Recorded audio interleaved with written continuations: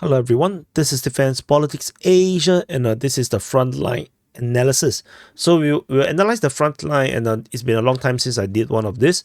So over at this this is Ocheretyne over at the DFK front, which is where we are covering today. So this Ocheretyne, where the Russians have this breakthrough, and in our last Frontline changes report, they apparently is chasing the Ukrainian forces into give me a second. It's been a long time since I used this. Into Arkhangelsk. So this is currently the one that's happening. The Russian forces are also pushing south of. Oops. Oh, sorry. It's been a long time since I used this. Okay, it's been pushing south from Novobamutivka, and also have captured Sloviove, and the Ukrainian forces allegedly has retreated over to Sokil. Oh my god. Retreated to Sokil. It's been a long time since I used this too. So, and Russian forces are also attacking Novokalinove over this area here. Yeah, attacking Novokalinove from two sides, coming from the south and from the east, and based on the reporting, fighting at Karamik seems to suggest that the Russians are pushing north of Novokalinove towards Karamik and bypassing this Ukrainian defenses over here, over this area here, over at Novokalinove. So this is the current northern situation. If we move a bit south of this area here, Russian forces are also continuing to push in the Badaichi area, and at Semenivka over here, Ukrainian forces are counterattacking,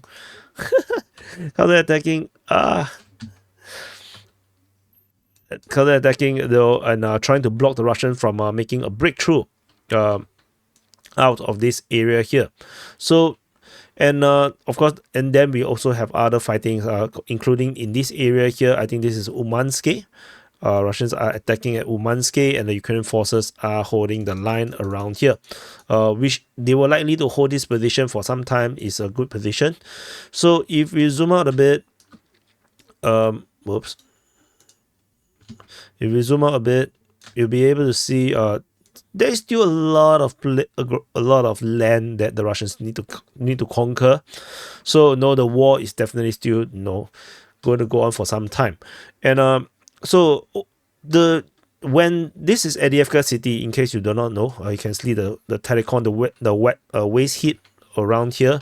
This area here. This is where the Adivka city was. During the fall of the Adivka city, Ukrainian forces desperately quickly tried to reinforce and create a new line of defense over at this area here.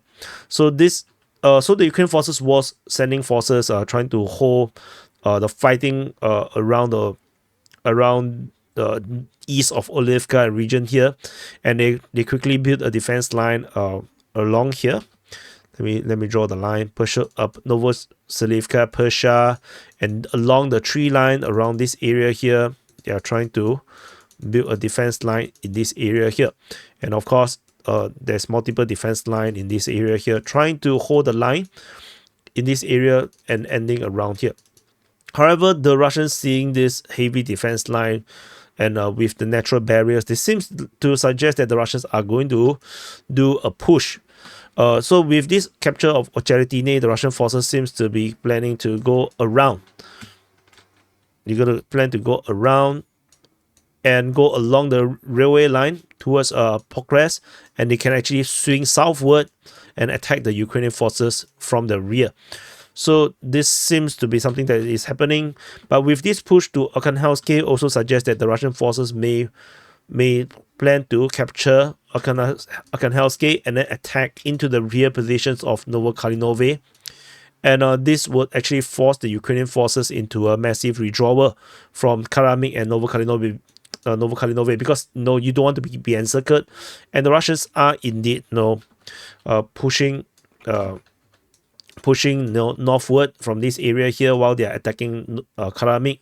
So with this becomes some sort of a pincer that is not so obvious, but the Ukrainian forces would be a bit worried if the Russians did capture Arkhangelsk and allow them to swing towards the rear. This area here is actually part of the New York front, and this is where the fighting not really happening much. So we'll more or less ignore this. But this highway around here, if you are seeing this highway leads all the way to this industrial area, and this industrial area is actually part of Konstantinivka. In case you do not know, this Konstantinivka, this is the major city west of Chasivia, where another major front line is currently at. And the other highway, this railway line, so this railway line leads all the way up here to Pokrovsk. This is a major transport hub. This plays a role that is very similar to Bakhmut, where this is where the Ukrainian forces unload their troops, and they were from this area here, fan out in the other directions to go to the front line. So this is where they go. So the Russian forces from this very position, they can actually head towards two different directions, and based on this lime yellow lines, these lime yellow lines are entrenchments, or at least those that are observable on the satellite based on some of these other OSINT's work. So very good work from them. You will probably notice that the Russians may have some sort of a clear line going through, let me draw, going through from this Arkhangelsk region. They can actually head to Kalinove. Of course, there's quite a bit of entrenchment around here, but capturing this, if the Russian forces capture this, they will be able to go for Zelenipole, Alexandropil, and then Yablunivka. And if they hit in this direction, then they will basically cut off the road between Pokrovsk and Konstantinivka, and they will also be able to go eastward from this area here, as there is very minimal entrenchment. They'll be able to cut off this highway, and coming from Konstantinivka, going down all the way to the New York front and heading towards the few cities over in New York. The New York front I have covered before is a very, very weak front line when you talk about reinforcement and the roads that it leads to it. So coming with the Russians attacking from this direction, everything is coming from the rear position. New York front will become super unstable. And from the other direction, the Russian forces can also, of course, go through this much more harder ground. Because this area here, there's not a lot of entrenchment. They can actually go all the way up and then this massive strategic headaches for the Ukrainian forces. All the Russian forces can actually go through the hard way and go along this railway line, and actually capture the villages of Vasile, Zelane, Sahievka, and then they can hit all these undefended and low entrenchment positions like Mykolaievka, and then head towards Khodrivka, and then basically penetrate through the center and towards Pokrovsk. And if the fighting go into that direction, this entire defense line around here becomes totally irrelevant. And not to mention, with all these attacks through these directions, this defense line here also will find it really hard to get resupply, as the Russian forces from this Novozelane, I think, can able to continue to attack towards Kalinove and capture Kalinove, and basically they will capture the entire rear positions of this entire entrenchment lines, and this would just make this entire entrenchment line encircled and basically irrelevant. So the Russian forces can actually just hold the line around here. They can just hold this line and not go on to fight towards this heavy entrenchment. They can just spend all their energy and resources to attack into the rear position. This entire front line will just collapse on its own. They will just do a mass withdrawal, something similar to the situation during the fall of Severodonetsk and Lysychansk. So these are all terrible situations. Of course, there is this highway around here. Of course, they can hit from this direction, or the Russians can actually go through the harder way. As long as they break through from Ocheretyne and they continue to move, and maybe take Novo Alexandrivka, maybe this is a useful one. This can become a forward operating position.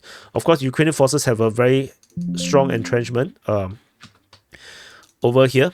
There's a very strong defense line around here. So this has to be wiped out for the Russians to push through. But of course, with the air superiority, the air strike, the TOS-1A and whatnot, it may not be that difficult for the Russians right now, as the Ukrainians have lacking artillery systems and no anti-drone technologies. It's just a lot of problems for the Ukrainians. So it's very hard for the Ukrainians to actually do much, as it's clear that the Ukrainians' only hope is to send reinforcement and plug this hole right now.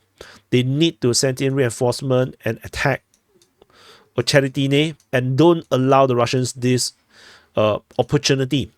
Keep them stuck at Ocheretyne and do not allow them to break through. Because once this breakthrough happens, it's just going to be very difficult. It's just, I'm not sure how are they going to stop them. There is, because of military superiority of the Russians right now, it's just difficult. Everything is just difficult. So you have to play chess. You have to just be strategic about where you defend. Building this heavy defense line, just let the Russians to go into a different direction. Of course, on the grand scale of things, you may think that it's still very big. It still take some time, but I mean, it's still the same problem. You still have to spend money and resources to build new entrenchments. So this is the current the analysis of the situation, particularly. So we're gonna sum up a bit. From Ocheretyne, the Russian forces can actually go on and take Arkhangelsk, go to the rear, collapse the entire Novokalinove and the Karamik front over this area here, and then from here they will have a strong position. They will be able to take Kalinove, build a forward operating position here, go up north to Zelipole, go Alexandropil. They can actually cut the roads, go up to Konstantinivka, and then they will become a pincer from two different directions. One attacking Chasivia coming from the Bakhmut front, and then from this area here hitting Konstantinivka from the rear.